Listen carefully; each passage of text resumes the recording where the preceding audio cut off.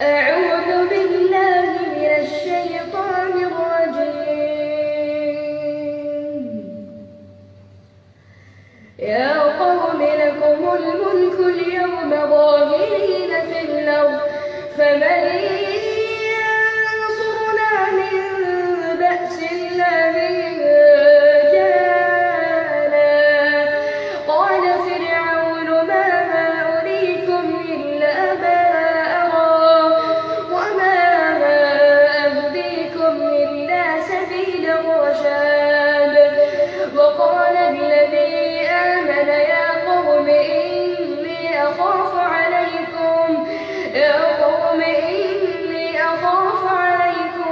مثل يوم الأحزاب مثل دأب قوم نوح وعاد وثمود والذين من بعدهم وما الله يريد ظلما للعباد.